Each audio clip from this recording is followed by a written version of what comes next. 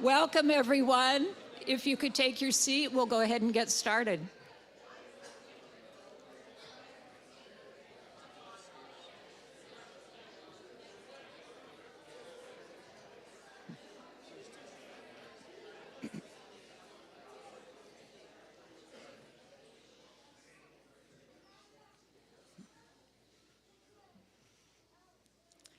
Hello, everyone.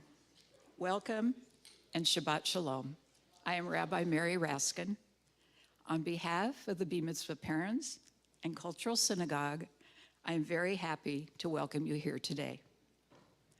This Mitzvah ceremony brings together families, friends, and community to celebrate the achievements of Adrian, Alex, Eli, Liam, and Nathan.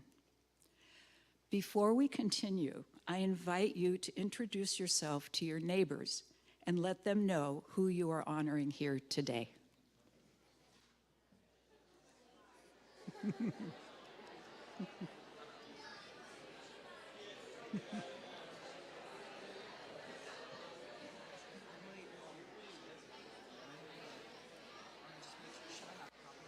No, I've got everything right here.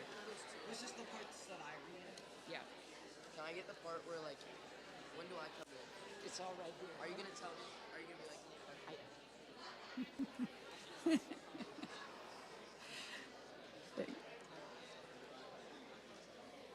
Thank you, everyone.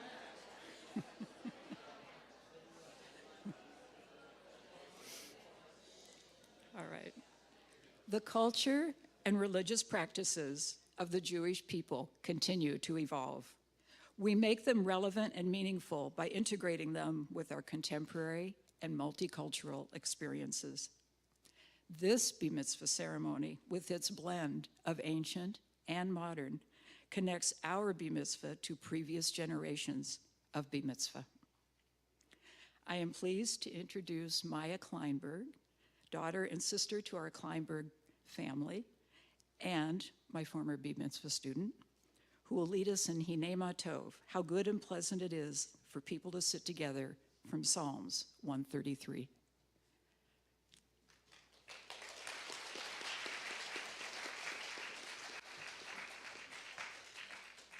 Good Shabbos. הנה מה טוב ומה נעים, שבת עמים גם יחד. הנה מה טוב ומה נעים, שבת עמים גם יחד. הנה מה טוב, שבת עמים גם יחד. הנה מה טוב, שבת עמים גם יחד. הנה מה טוב ומה נעים, שבת עמים גם יחד. הנה מה טוב ומה נעים, שבת עמים גם יחד. הנה מה טוב, הנה מה טוב, יא רה רה רה רה רה רה רה רה. הנה מה טוב, הנה מה טוב, יא רה רה רה רה רה רה רה רה. הנה מה טוב ומה נעים, שבת עמים גם יחד. הנה מה טוב ומה נעים, שבת עמים גם יחד. Thank you.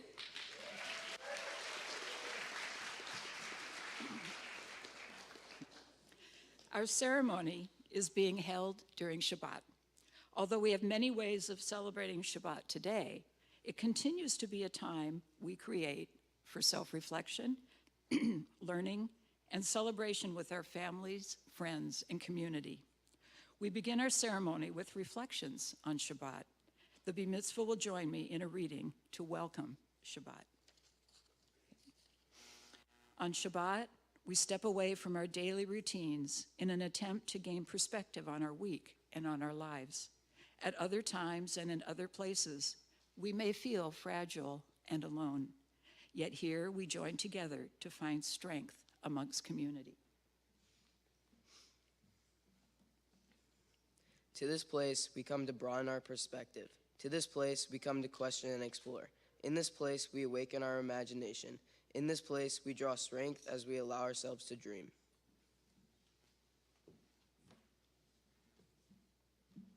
Together we share the challenge of living in an ever-changing world, a world often beyond our control, a world sometimes incomprehensible. Together we seek to find meaning. Together we share the burden and blessing of responsibility. Today we join together in the bond of community, cushioning our sadness and amplifying our happiness. On Shabbat, we pause to reflect upon our past, to renew our ties with our family and friends, to restore our energies, to refresh our spirits, and to look forward our future.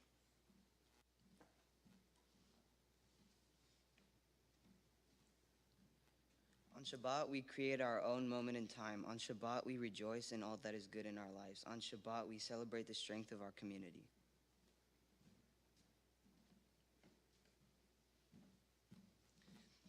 On Shabbat, we cherish the children who bless our homes and lives, whose eager minds and hearts are the promise of tomorrow. On Shabbat, we recall the love of mothers and fathers who have nurtured our lives. With those blessings, we have gone forth to our own work in the world. May we be reminded this Shabbat of our highest aspirations. May we know once again that we are not isolated beings, but connected to the universe, to our communities, and to each other. It is traditional to light Shabbat candles at the beginning of Shabbat on Friday evening. We light them now to honor this tradition that illuminates our world with warmth and goodness. I now call on our Mitzvah to light the Shabbat candles. When we light the candles, we add to the light in the world, expanding what we can see both literally and figuratively. We enlighten ourselves. We shine light on wrongs that need to be addressed, as well as on acts of beauty, selflessness, and inspiration. The candles stand before us waiting to be lit. We recall our ancestors as we too speak to dispel the darkness and bring light of goodness, justice, and happiness into the world.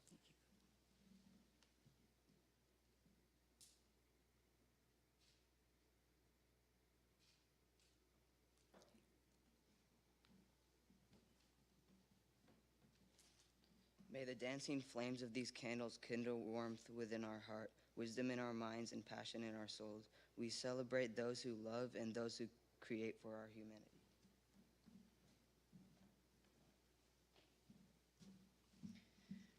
Blessed is the light within the world. Blessed is the light within each person. Blessed is the light of peace. Blessed is the light of these Mitzvah.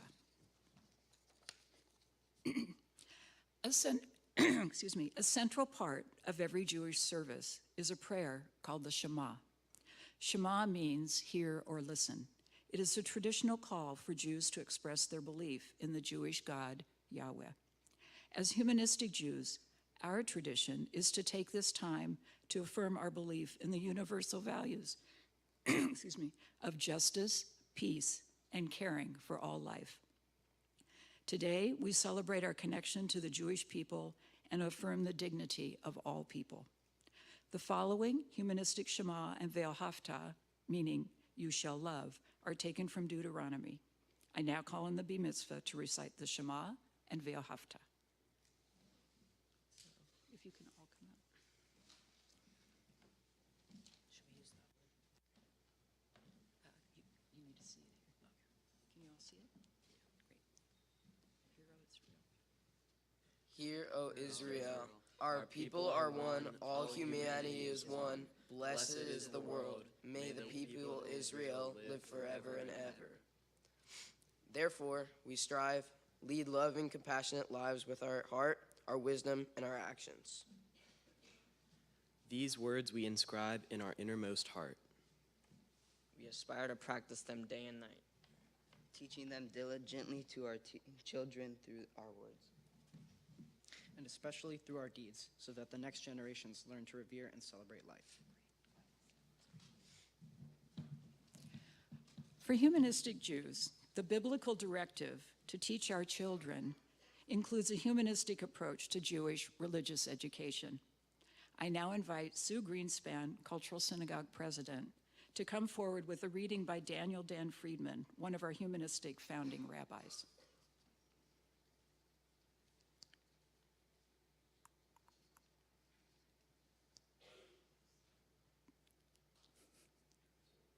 It might be a moment.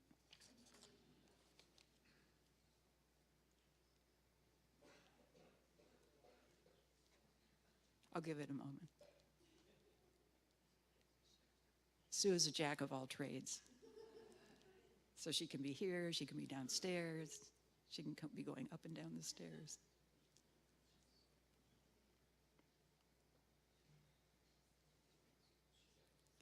I think so. Yeah, I'll give it a moment. I have the reading, so you will still hear the reading.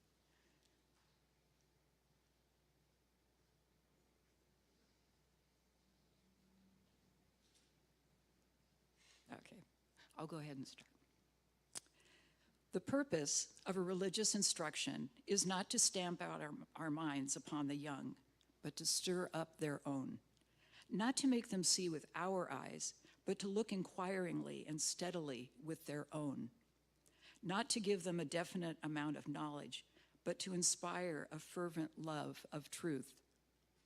Not to form an outward regularity, but to touch inward well springs. Sue, please join us.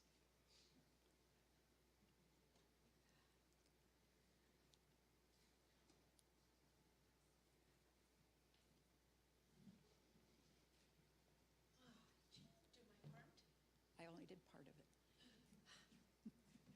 Okay, I'm setting up. Not to bind.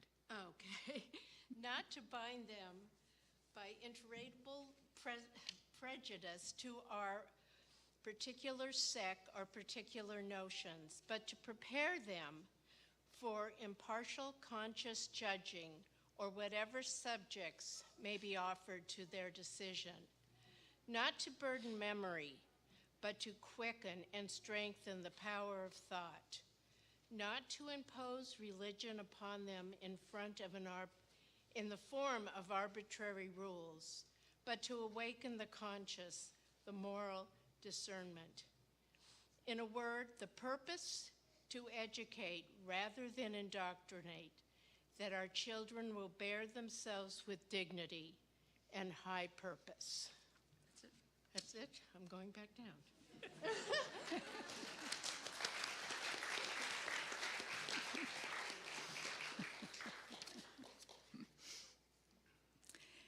An important part of a Shabbat service is affirming our identity as a member of the Jewish people. We honor the history, culture, and achievements of our people. We understand that one way we express our bond to the Jewish people is through humanistic celebrations of Jewish life cycle rituals, such as this Mitzvah. Adrian, Alex, Liam, Eli, and Liam and Nathan will now affirm their Jewish heritage as part of this Mitzvah ceremony.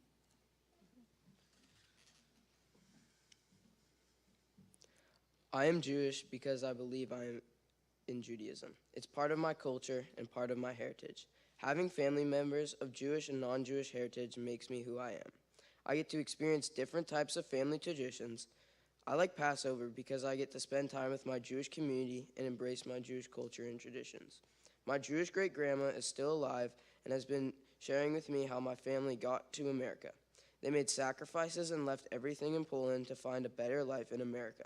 This makes me grateful to be alive, knowing what my family has went through. As a humanistic Jew, I am fulfilled in my identity as a person.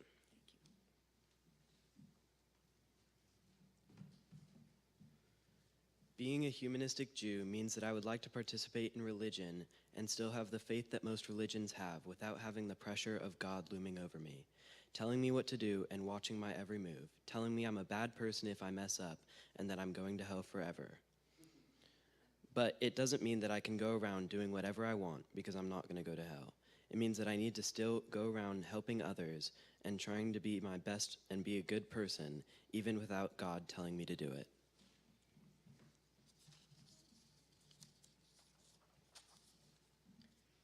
Being a humanistic Jew means to me a commitment of values that include being ethical, accepting others for who they are, and honoring Jewish culture. In supporting Jewish culture, I honor the traditions my parents have taught me in the kitchen, like baking matzah, mandel bread, and preparing latkes. As a humanistic Jew, I enjoy sharing Jewish holidays that are meaningful to me, which include Hanukkah, Passover, Yom Kippur, Rosh Hashanah, and Shabbat. I view everyone as an equal and open to hearing others' thoughts, opinions, and ideas, even when they are different from my own.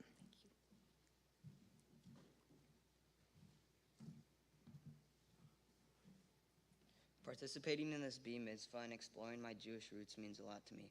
We started at a Reformed temple when I was born, then joined a Reformed conservative hybrid temple in 2016 before becoming part of a cultural synagogue. My paternal grandfather, who recently died at age 97, told me in July 2022 that he was proud to know that I was pursuing this ceremony.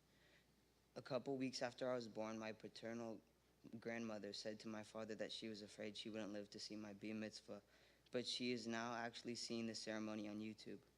The Shutans came from a part of Ukraine that Russia had taken over, with several relatives on the maternal side having lived in Odessa.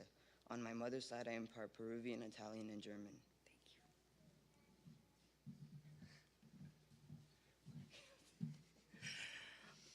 To me, humanistic Judaism means acknowledging the cultural history and experiences of those who came before me.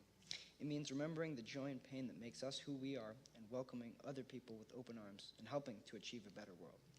I enjoy my Jewish heritage because I can celebrate my culture and history and look back on the things that my people have done, achieved, and created without having to thank supernatural intervention. I am proud that my people represent making changes and acting to solve problems in the name of humanistic Judaism. All of this connects me to my humanistic Jewish heritage. Thank you.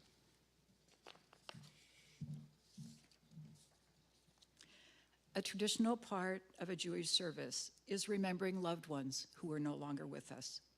We say a prayer called the Mourner's Kaddish as a tribute to their memory. You are invited to think of those whose memory you want to honor at this time. Today, we especially remember and honor the loved ones of our Mitzvah families. Larry Doobie, great uncle to Adrian. Robert Sloan, grandfather to Alex. Dorothy Shield, grandmother to Alex. Alex Rubens, great uncle and namesake to Alex. Joseph Strauss, grandfather to Eli. Ralph and Elizabeth Wolf, great-grandparents to Eli. Edward and Evelyn Leibovitz, great-grandparents and namesake to Eli. William Strauss, great-grandfather and namesake to Eli. David Shuten, grandfather to Liam. Carlos Trevejo, grandfather to Liam. Marvin Oltman, grandfather to Nathan. Ted Grossman, cousin to Nathan. Rick Gibbs, friend, mentor, and inspiration to Nathan. Herschel Hartman, secular Jewish leader and teacher, Yiddish writer and translator, a leader in the secular humanistic Jewish movement, and friend akin to family to several generations of the Kleinberg family. Eli, would you light the third candle?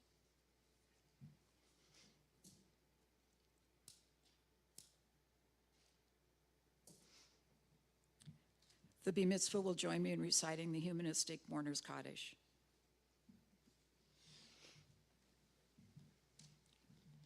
Let us enhance and exalt ourselves in the spirit of humanity. Let us acclaim the precision of life. Let us show gratitude for life by approaching it with reverence. Let us embrace the whole world even as we wrestle with its parts. Let us each in our own way take up our share in serving the world and seeking truth. May our commitment to life help us strengthen healing of spirit and peace of mind. Thank you. May healing and peace permeate and comfort all of Israel and all those who dwell on earth. And let us say, Ken Yehi, may it be so. We have now come to an especially important part of our ceremony. Unique among Jewish life cycle rituals, the Bar Mitzvah ceremony requires dedicated study on the part of the Bar Mitzvah. Also important, it brings together all of us to support them in their studies, family, teachers, and community. Their presentations are a thoughtful reflection on an area of importance to them. Their presentation is called a Devar Torah, literally meaning word of Torah.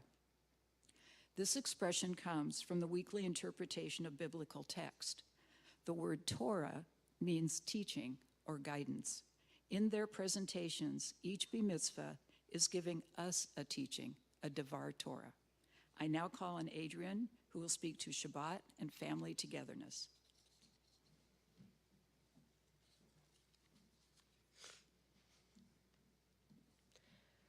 Hello, everyone. Thank you for being here to support me. I'm not sure I would be here in front of you today without the support of my community and especially my family. I mean, literally, they were my ride here. While I may be a bit nervous to be here in front of you today, I'm grateful for the opportunity for each of you showing up for me today. Thank you. I chose to speak about Shabbat because it has been a part of my family's tradition for as long as I can remember, and for many years before. Shabbat to me means spending time with family and your community. Shabbat sometimes only lasts for the time it takes to light the candles and say the prayer, but to me it represents the same thing every time: family, community, and bonding. I love celebrating Shabbat most Fridays by lighting the candles and saying the Kiddush. Shabbat means to me a lot. I love how it brings everyone together in one place as a shared moment. I enjoy saying and sharing blessings and lighting the candles. I remember from when I was young, my mom lighting the candles and saying the Kiddush in both Hebrew and English. Also, I have memories of my grandma and great-grandma lighting the candles and saying the Kiddush. BB Camp Shabbats are some of the best memories. BB Camp Shabbats start with a hug line where everyone in camp hugs each other one by one. We go from hug lines to lighting the candles and prayer.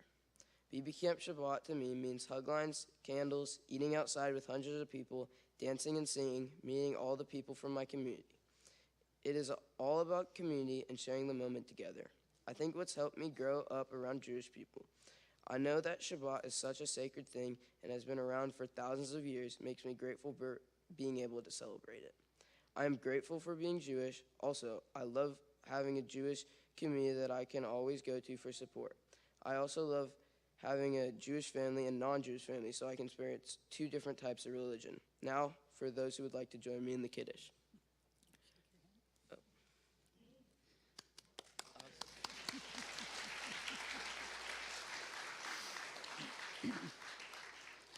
I now call on Alex, who will speak to lessons from Passover.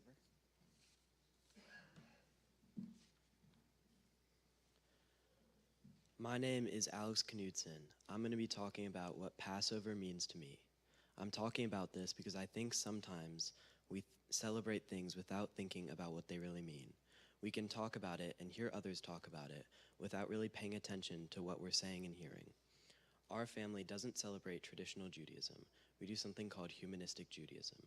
Without going into too much detail, it's pretty much just Judaism but without most of the God stuff. Obviously, I don't personally know the creator of humanistic Judaism, but what it means to me is that religion has really good values, and we should focus more on those than the whole do what God says thing. One of the biggest parts of Passover are the symbols of the plate. All of them have their own meaning or representation, but the ones I'm going to focus on are the lamb, the matzah, and the one that we added to our own Seder, the orange. The lamb represents a time of rebirth or new starts.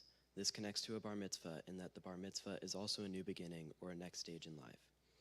The matzah represents when the people of Israel were fleeing from their oppressors, and they didn't have the luxury to wait for the bread to rise, so they had to deal with flat bread.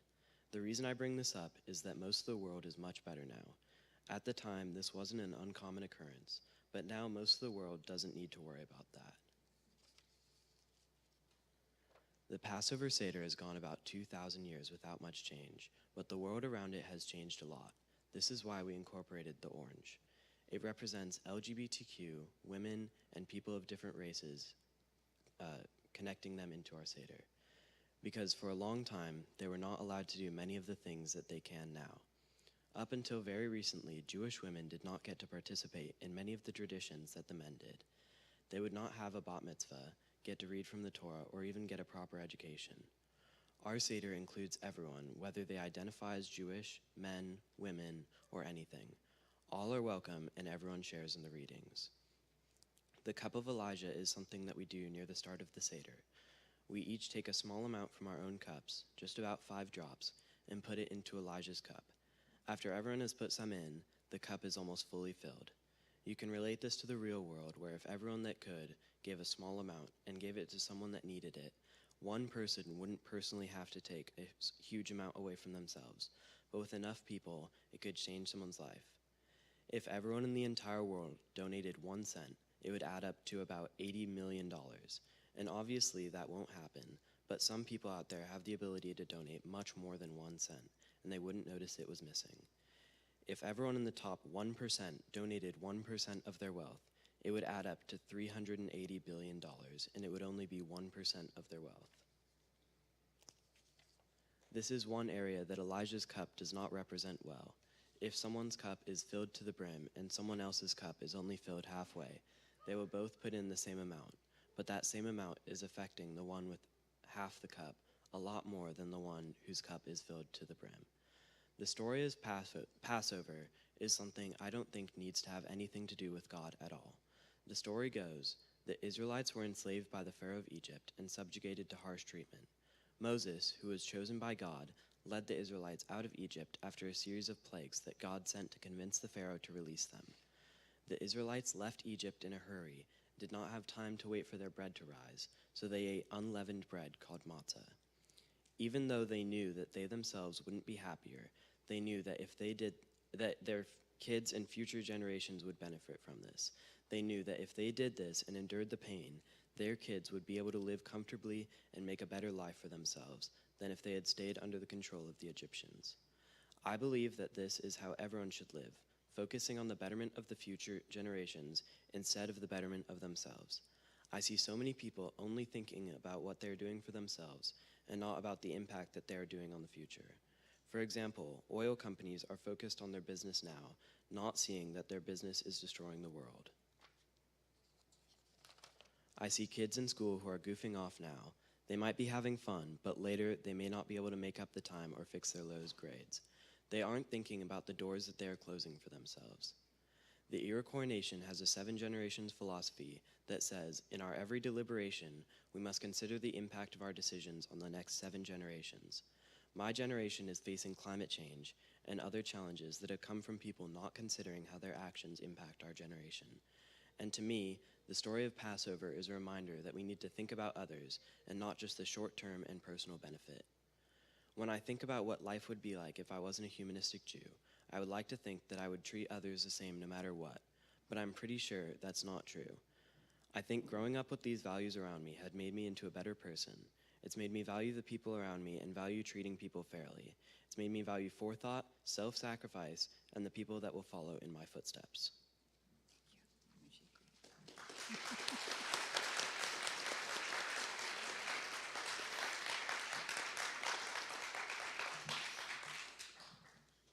I call on Eli, who will speak to Gary Lee Weinrib, The Power of Positivity.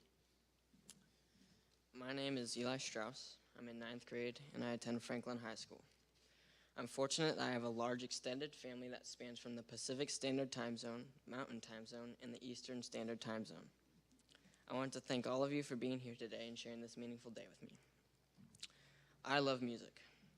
I've been playing instruments and listening to music since I was in kindergarten. I play the drums, guitar, bass, and keyboard. As a part of my Mitzvah project, my B'nai Mitzvah class and I dedicated time crafting sandwiches and snacks to provide food to unprivileged kids. I chose to research and speak about Geddy Lee because his music is very inspirational. You may be wondering, who is Geddy Lee? Geddy Lee Weinrib was actually born Gary Lee Weinrib. He's a Canadian musician who's best known as the lead vocalist, bassist, and keyboardist for the rock group Rush. Some of his professional achievements include being inducted into the Rock and Roll Hall of Fame. Geddy was born in Willowdale, right outside of Toronto, Canada, on July 29, 1953.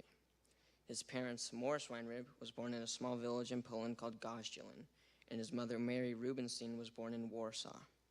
Both of his parents are Holocaust survivors, and they initially met when they were 12 and 13 years old in the ghetto of Starachowice. His father survived a total of 7 concentration camps, while his mother Mary survived 3 concentration camps. Once the war ended, his father set out in search of Mary and found her at the Bergen-Belsen displaced persons camp. I find it amazing how Geddy Lee's parents not just survived the Holocaust, but found each other after the war was over. They married there and eventually immigrated to Toronto, Canada. They chose Toronto as it was close to Morris's sister, who had moved there before the war. Geddy grew up thinking his middle name was Lauren.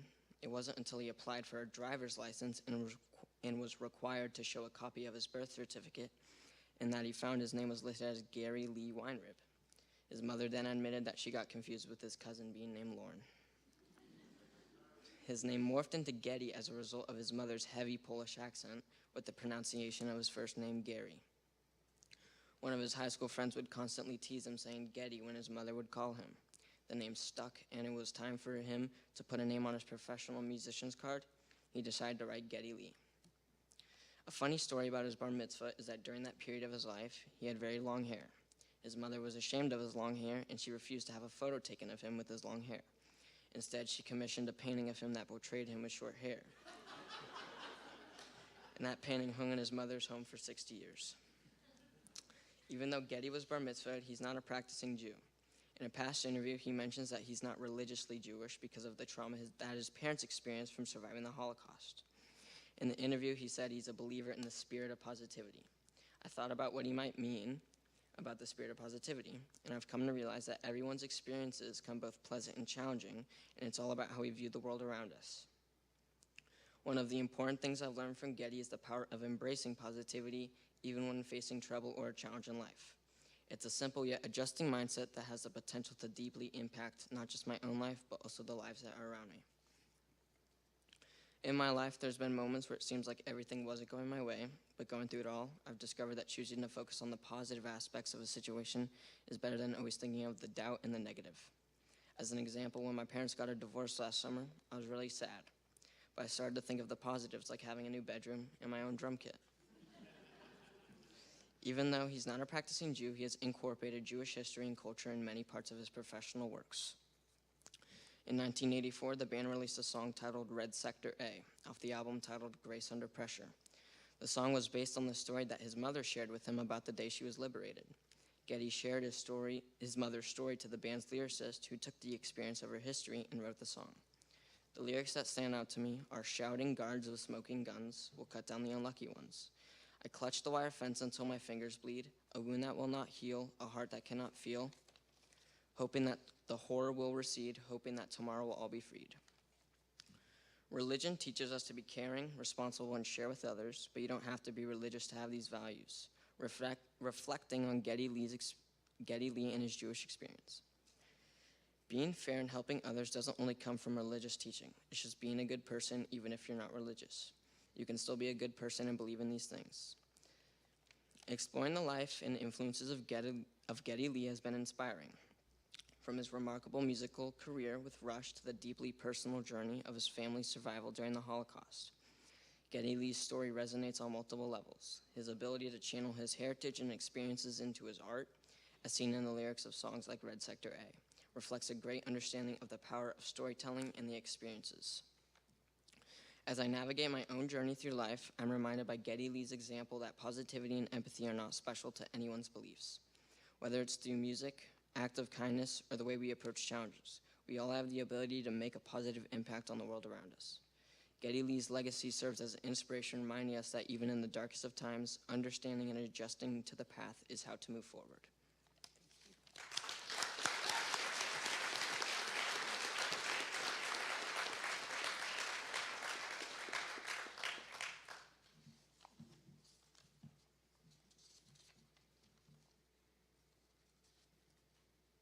That's your identity. Let's see if one moment.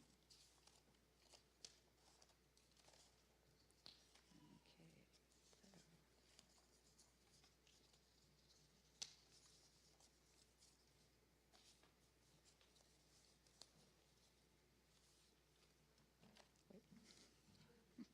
I'm very pleased to introduce Liam, who will speak to moral courage across enemy lines. There you go. Hi, my name is Liam. Before I start, I'd like to thank my dad for encouraging me to have a bar mitzvah like he did, because I'm proud of being Jewish. And now on to my topic, which involves a Japanese diplomat in Lithuania by the name Chinyue Sugihara, who helped thousands of Jews flee Europe during World War II. Even though they were considered the enemy, this little-known story is not only amazing, but also a testament to moral courage during one of the most dark and dangerous times in history. I chose this topic because I am very interested in Japanese culture, which started about 5 years ago when I discovered the unique approach of Japanese storytelling in both literature and filmmaking. My dad also has a very good Japanese friend from college he has known for 43 years, who's like a brother to him, named Hiroshi. He lives in Nagoya with his wife Kiko, where my dad visited in 1982 and 2008, and my dad's best man at his marriage. I've been planning and saving money for a trip to Japan for a while now and will be hosted by Hiroshi either this summer or the next. Another reason is that I actually know Holocaust survivor Danny Fisher, who is one of my late paternal grandfather's best friends and someone who I fondly remember through the years as Uncle Danny. He was in two of the most infamous concentration camps and told me his harrowing story of survival. Now back onto Sugihara. Sugihara served as a vice consul at the Japanese consulate in Lithuania from 1939 to 1940 for the Japanese Empire. During the Second World War, he allowed thousands of Jews to escape concentration camps and for many of them a certain death by issuing transit visas so that they could travel through Japanese territory. He did this even though it placed his job and family at serious risk. That was because Japan, Italy, and Germany were part of an Axis alliance that was at war with the United States and its allied forces in Europe. The Jews who he had helped were refugees from several countries. They included German-occupied Western Poland, Soviet-occupied Eastern Poland, and residents of Lithuania where he was based. Sugihara was born on January 1st, 1900 to a middle-class family. His father worked at a tax office in Kozuchi town, and his family lived in a temple near his birthplace. He was the second child among 5 boys and a girl. Sugihara's father wanted him to become a physician, much like my paternal grandfather, who was instead pressured into his father's business and later ran a meatpacking plant. But his son had other plans, deliberately failing the entrance exam by only writing his name on the paper so that he could one day major in the English language at Waseda University. After passing the foreign ministry exam in 1919, Sugihara served for 2 years in the Imperial Japanese Army as a second lieutenant with the 79th Infantry Regiment stationed in Korea, which was then part of Imperial Japan.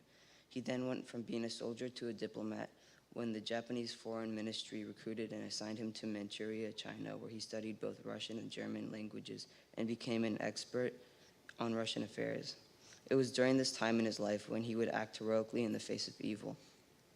Many Polish and Lithuanian Jews sought exit visas as the Soviet Union in 1940 occupied sovereign Lithuania, where Jews accounted for 1/3 of the country's urban population and half of the residents in every town. It was nearly impossible to obtain, so hundreds of refugees flocked to the Japanese consulate where Sugihara worked, hoping for a visa to Japan.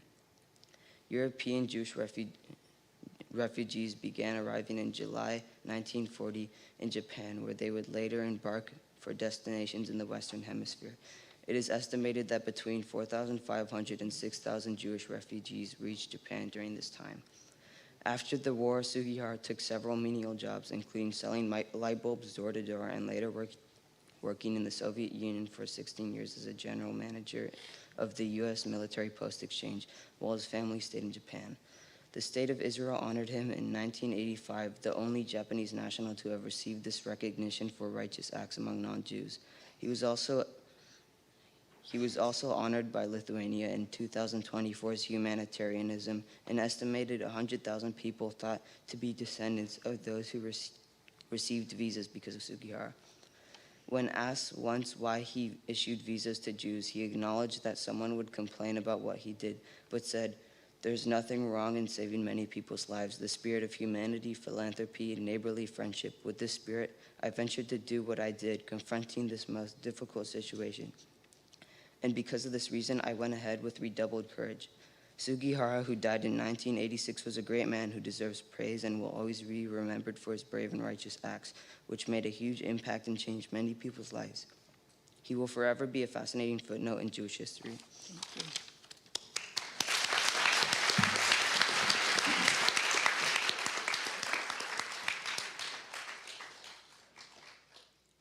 I now call on Nathan, who will speak to Jewish film and Jewish struggle. Okay, this is yours.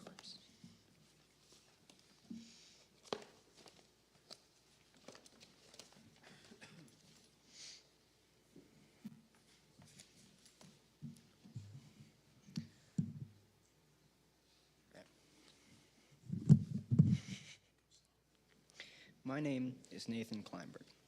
I want to start this off by saying that I'd like to thank my friends, family, and community for showing up for me today.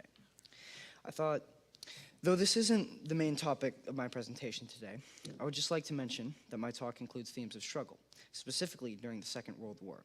World War II was a time of struggle. But what I've noticed is that struggle still very much exists, even in our own community, to this day. We're a long way from solving all these problems causing struggle, but it does feel good to contribute to solving these problems. That's why I just want to acknowledge some of the kind and charitable acts that Cultural Synagogue is and has been doing lately. I, and with the help of many others, made and donated about 60 sack lunches to the Transition Project's Banfield location in order to make a dent in this problem. The transition problem is a section of transitional housing for people without a home to re-enter society while being given a helping hand in the form of free housing. Donating all these free lunches really meant something to me because it made me realize that there are people actively trying to solve these problems. They're just astronomical in scale, and if we want to solve this for the better, we're going to need a lot more people on board. With all this being said, I'd like to start my actual talk. Art and culture are examples of humanity at its best, especially if it's sending a message, whether it be direct or indirect. Art and culture connect humanity, and I'm here to talk about it. I decided to do this talk on movies because I not only believe that they are a very prevalent and enjoyable form of art, but I also believe that movies can be a very important and powerful tool. Movies can be great at making you laugh, making you cry, and making you excited. All three of these emotions were present in the two movies I'd like to talk about today. Starting with the 2002 film entitled The Pianist. It has an interesting take on the Jewish struggle, and it's based on a true story. Not only is this movie about a real man who really did survive the Holocaust, but it's directed by a man who did as well. It's the story of a young Polish pianist in Warsaw. He's in the height of his career when it gets put on pause by the Nazi invasion of Poland in 1939. Directed by Roman Polanski, The Pianist covers a lot of difficult themes and topics: survival, endurance, dehumanization, isolation, and tragedy. And each one is thoroughly explored. One of the things I noticed about the way this movie is made is how all these themes and topics sort of culminate into one central feeling of sadness. And it sinks in deeper when you realize that this movie is a real story based on real events. The Pianist is definitely not a happy movie, though it has a happy ending that left me enthralled. And in the moment, I really felt connected to my Jewish identity, and for that matter, my identity as a concert musician. Circling back to my original point, movies have power. I believe that movies like this can instill such powerful feelings into someone that they could be used for good. And I also believe that The Pianist is an example of that. It doesn't just spread awareness about these horrible events, but because it shows such a realistic depiction of said gruesome and horrible events, that it plays into the philosophy that educating those on history is important, as to not repeat it. It's hard to say if this movie would have a different emotional effect on me if I wasn't similar to the protagonist as a Jew and as a concert musician. But I think that movies have power, and this movie connected with me because of that. I think that movies and really any expression of one's ideas will resonate better if they're relatable. In contrast to this, however, The Pianist is also very unpredictable to my life. I'm living in the 21st century with dozens of resources at my fingertips. Dinner always on the table, and I have the opportunity for an education as well as basic human rights. I wish I could say the same for all people, but even now in modern times, there's still struggle. There's Jewish struggle, there's Palestinian struggle, there's Ukrainian struggle, there's struggle for all people, and I wish it was being addressed more. On a less depressing note, this next movie I'd like to talk about is on the opposite side of the spectrum. To Be or Not to Be, released in 1983, has a lot of similarities with The Pianist, but I want to say that it has more differences. It's a comedy directed by Mel Brooks. It still covers some similar topics that The Pianist does. So, for one thing, this is actually a remake of a movie from 1942 of the same name, but the reason I chose to talk about the 1983 version is because I feel the humor would be more current and while still being a bit outdated, and the overall production would just be closer and more relatable to The Pianist in terms of being in color, visual effects, and production quality. Just like in The Pianist, To Be or Not to Be also takes place in Warsaw during the invasion of Poland. It's also centered around performing arts. However, unlike The Pianist, this movie is about two theater performers who run an act that is supposedly the greatest in Poland, which is interesting because in The Pianist, he is noted to be the best pianist in Poland. Anyway, while presenting a story about the same historic events, To Be or Not to Be has the grit to come out and poke and prod fun at the Nazi invasion. Nothing in this movie is taken seriously. All the Nazis are portrayed ridiculously, and from what I could tell, this movie was not a true story. Throughout the course of this movie, these two theater performers keep finding themselves in wacky situations, most of them involving Nazis, and then through comedic and absurd actions, they end up getting out of said situations. Although this movie is funny and I did enjoy it, it isn't very relatable to me. The protagonists of this movie are not Jewish, though they do help Jews. They're actors running a theater, which is something I can't really relate to because I'm not interested in theater. It's interesting how the more comedic and unrealistic movie does not relate to me as much as the dark and gritty true story. What I do admire about this movie is how it can make a real-world tragic event and turn it into something that made me laugh. Like I said before, movies have power, and this is another example of movies having power. But instead of having emotional power that resonates, this has power that makes you laugh. This has power that makes you laugh and makes you realize that there is still a positive side, and that some people during these tragic events had the strength to push on and make it through, which is also how this movie ends. Overall, I feel like both these movies really did connect me and resonated with me, but for different reasons. The Pianist takes you on an emotional roller coaster for some of the lowest and fairly recent points in human history. It also gives an accurate depiction of these times and shows how, after such horrible things happened, people were able to rebuild themselves and their craft, kind of like how the protagonist does at the end of the movie. Besides relating to me a little bit, I think the main reason that this movie stuck with me is not only because it gives me an accurate window to look through to see what those times were like, but also the concept at the end of the movie as to how the protagonist even could rebuild himself and his skills as a pianist. Normally when I watch a movie, by the time I get to the credits, I turn it off, but this movie was different. I felt connected. I sat there in awe for the entire credit sequence. This movie really did amaze me and definitely made me feel connected to my Jewish identity. So much so that after I finished watching the movie, I started looking up facts about the movie immediately.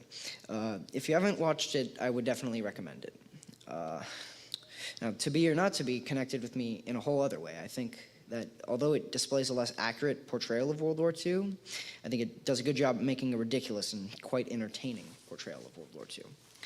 I think that this movie is perfect to compare to The Pianist because as sort of an alternative take on the Jewish struggle, but unlike The Pianist, this movie resonated with me because it's just kind of crazy, it's kind of ridiculous, and very unforgettable.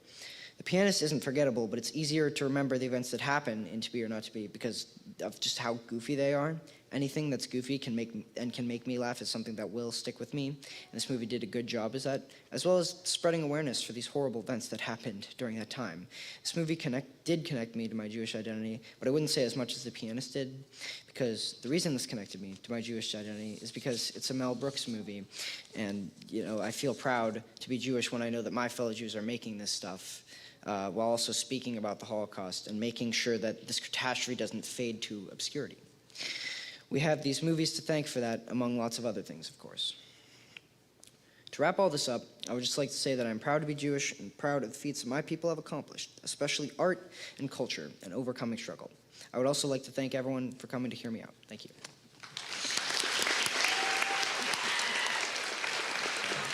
I'll just leave it here.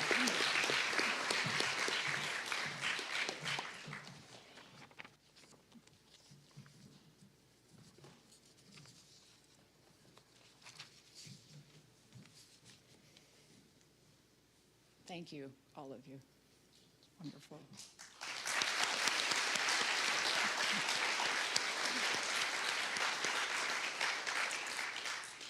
It is traditional at the Bar Mitzvah ceremony for family members to be honored with an aliyah, to go to the bima or dais to say blessings as part of a Torah reading. The Hebrew word aliyah means to ascend or go up. Today, we call upon our Bar Mitzvah parents to come forward to give a special blessing to our Bar Mitzvah. And first, I call on Adrian's parents, Lilia and David.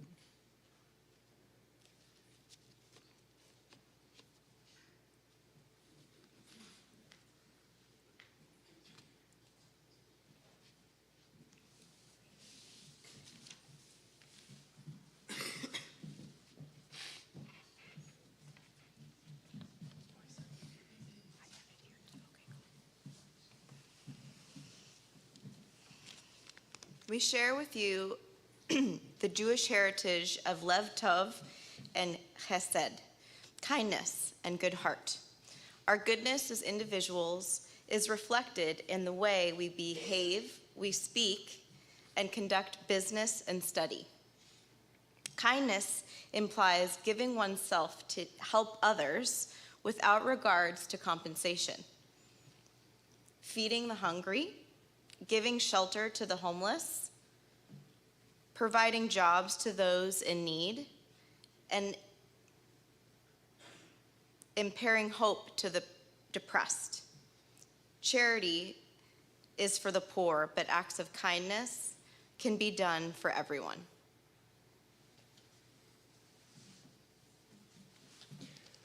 We share with you our value of wisdom. The book of Proverbs tells us the profit of wisdom is better than the profit of silver and the gain of fine gold. Wisdom is more precious than rubies, and all the things we can desire are not to be compared with her. Wisdom is a tree of life to them that grasp and strongly hold on to her. Her ways are ways of pleasantness, and all her paths are peace. Thank you.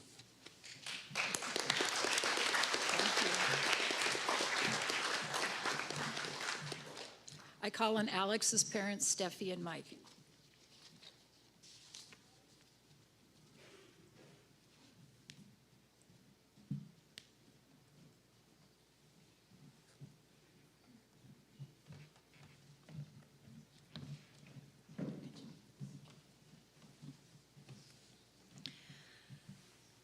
We share the value of optimism. Our Jewish heritage and history is a testament to our collective optimism. It's a resilient flame that has shone even in the darkest times. It is more than just a positive outlook. It is a belief in goodness, focused on what is positive and possible. Jewish history is replete with examples from the Exodus from Egypt to our own family's flight from Ukraine, the pogroms, and the Holocaust. Our optimism is not blind idealism, but a frame of mind that focuses on potential, resilience, and growth. We share with you the Jewish heritage of justice. In the Exodus story, when Moses gave the Jews the 10 Commandments, no distinctions were made regarding wealth or privilege. From the start of Judaism, people have been equal before the law. We value truth, integrity, and fairness.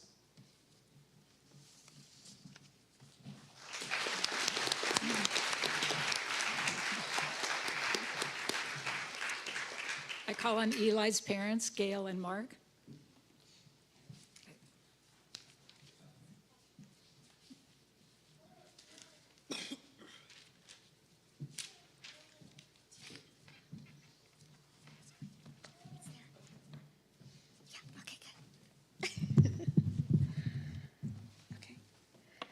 We share with you the value of compassion. In ancient times, the Israelites were told to leave the edges of their crops in the fields and the fallen fruit in the vineyards for the poor and the strangers to eat, and that thou shalt love thy neighbor as thyself. Over 2,000 years ago, Hillel said, "If I am not for myself, who will be for me? And if I am only for myself, what am I?" We share with you the Jewish heritage of love of learning. We are the people of the book because we love to learn, to discuss, and to reason. From the prophets to Albert Einstein to the discussions we have with you, we continue to learn. In the words of Albert Einstein, the pursuit of knowledge for its own sake, an almost fanatical love of justice, and the desire for personal independence, these are the features of the Jewish tradition that make me thank my stars I belong to it. Good job.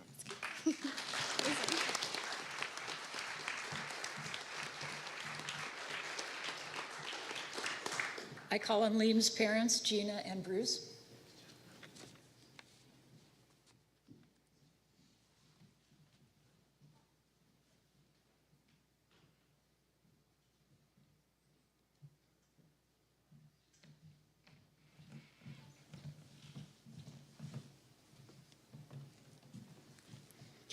We share with you the value of love of family.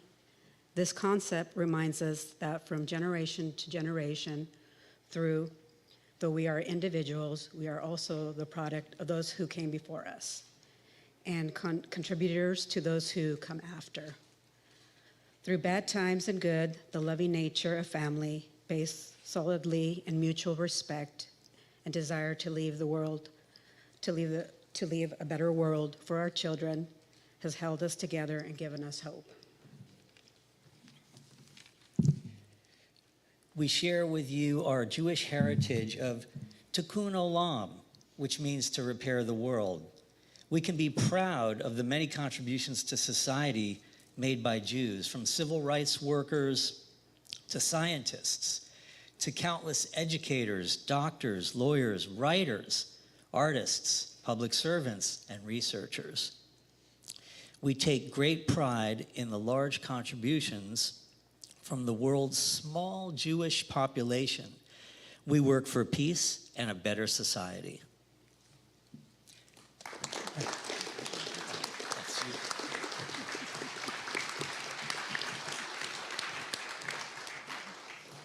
I call on Nathan's parents, Letitia and Joel.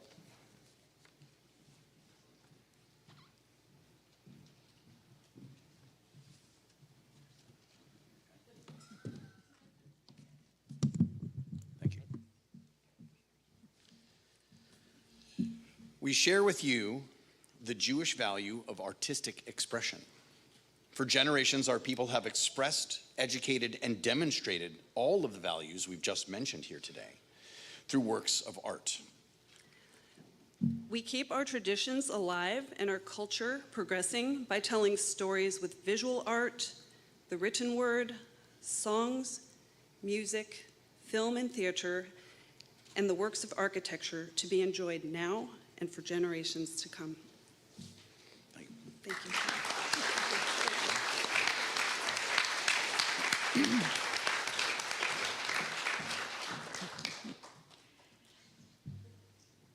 To my Mitzvah. It has been an honor and a pleasure to study with you and to participate in your Bar Mitzvah ceremony. May your way be filled with blessing. Tehi dachem bevorechet. May the light of wisdom shine upon you. Ya'er alechem or chachma. May your journey bring you fulfillment and peace. Yiten ma'asechem shalom lechem.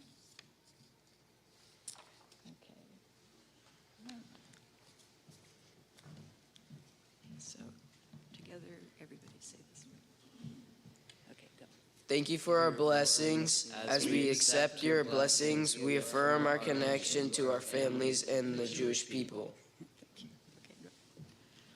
I now call on Sue Greenspan to recognize the achievement of our Bar Mitzvah on behalf of Cultural Synagogue.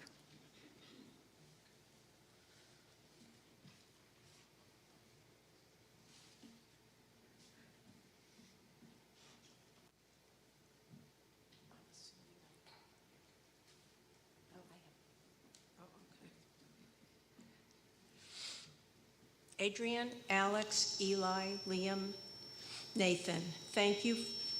Oh, sorry.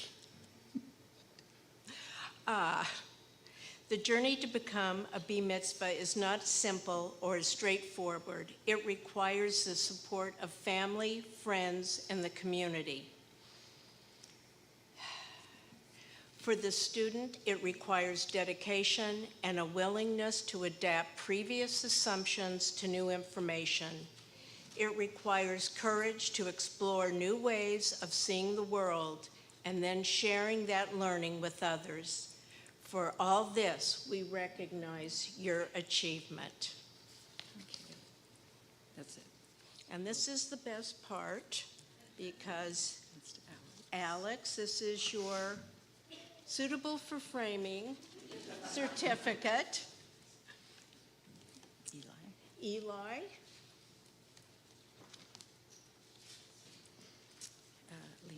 Liam.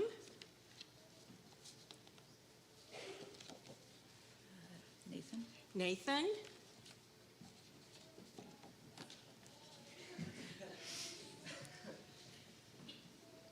And Adrian.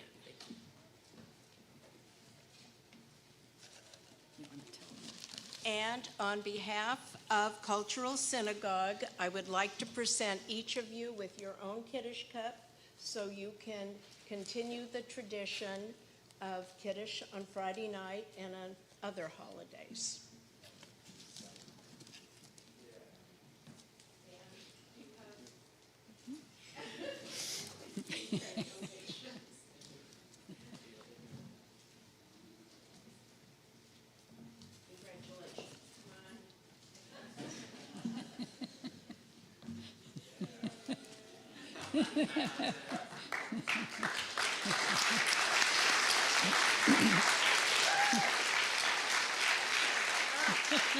Now I get a hug. I might add that I've enjoyed making challah with these boys, and we made humantashen for the last couple of years. And matzah. Oh, and matzah. We made matzah last year. Thank you, Mark. And today you're almost a man. Not quite. Congratulations. One of the ways we honor Shabbat is by the Kiddush ritual. Kiddush means sanctification or separation. For special occasions, such as our Bar Mitzvah ceremony, the Kiddush includes blessing wine and bread before having a delightful repast called an oneg. After the closing words, you are invited to join us for our oneg downstairs in the social hall. Our Bar Mitzvah will now recite blessings for wine and bread. Okay. Yay. So together, say this part. Blessed are those. Go. Blessed are those who bring forth the fruit of the wine to life. L'chaim. And then there's juice for you.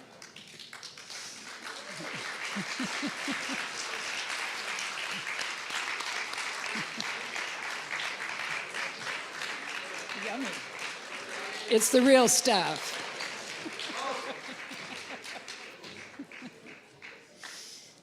Okay. Blessed are those who bring forth bread from the earth. Okay. The bread is under that.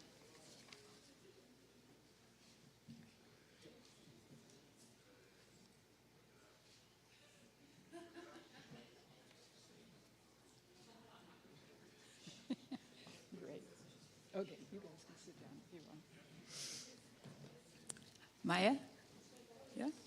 Maya will now lead us in our closing song, Shalom Chaverim, Hevenu Shalom Alechem, 2 songs about peace.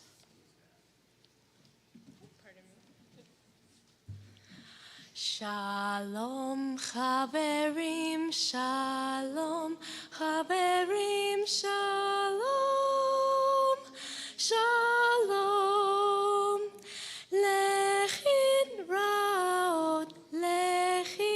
Raot, Shalom, Shalom, Shalom Chaverim, Shalom Chaverim, Shalom, Shalom, Lechit Raot, Shalom, Shalom, Shalom Chaverim, Shalom Chaverim, Shalom, Shalom, להתראות. שלום, שלום, הבאנו שלום עליכם, הבאנו שלום עליכם, הבאנו שלום עליכם, הבאנו שלום, שלום, שלום עליכם, הבאנו שלום עליכם, הבאנו שלום עליכם, הבאנו שלום עליכם, הבאנו שלום, שלום, שלום עליכם.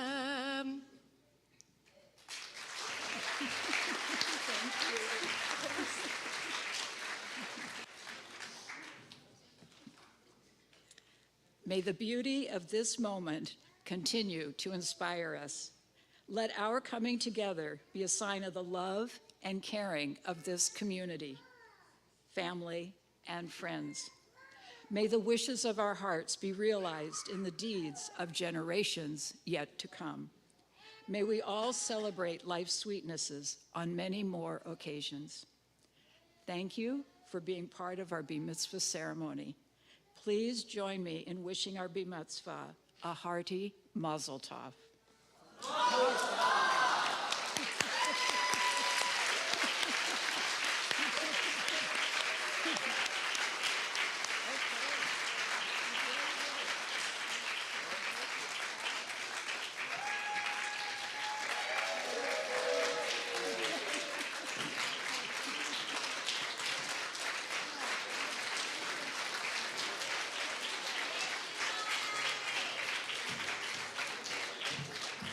Can we get a special round of applause for Mary?